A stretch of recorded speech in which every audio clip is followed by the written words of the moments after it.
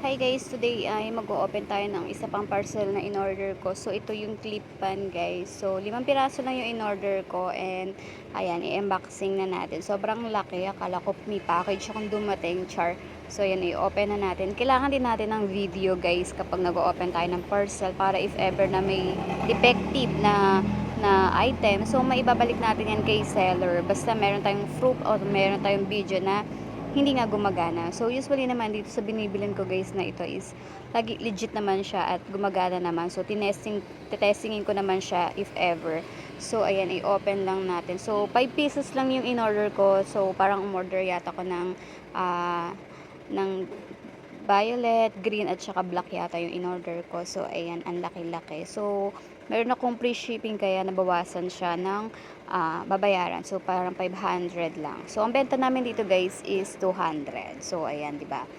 So, dahil nga medyo mayroon naman tayong nakaltasan naman natin to ng coin. So, ayan, hindi ko siya ma-open kasi nga sobrang laki. Ayan, ganyan. Papakita ko na lang sa inyo ng ganito.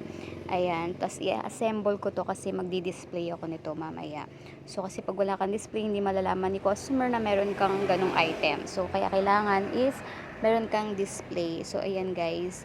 So, ito yung mga in-order ko. So, ang gagawin ko lang dyan guys is hindi ko na tatanggalin sa plastic, isa lang yung i-display ko kasi kapag uh, in-arrange ko na siya, nilagyan ko na siya dun yung mga blades niya, is hindi na yan natatanggal. So, parang nakalak na siya. So, mahirap magtanggal kasi tanggal kabit. So, at least iyan, meron tayong isang naka-display. Tapos, yun yung makikita ni customer. So, meron ako ibibigay na bago sa kanya na item. So, ayan.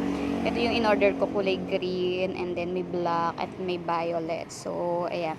So, mabenta dito yan, guys. Kasi, maraming nagtatrabaho dito sa factory dito. Merong, construction dito. So, sa barak sila natutulog. Tapos, wala silang ano, electric fan. So, itong mini pan na ganito is sobrang mabenta dito. Pero, lima-lima lang yung in-order ko kasi ayoko mag-stock ng marami kasi sayang naman.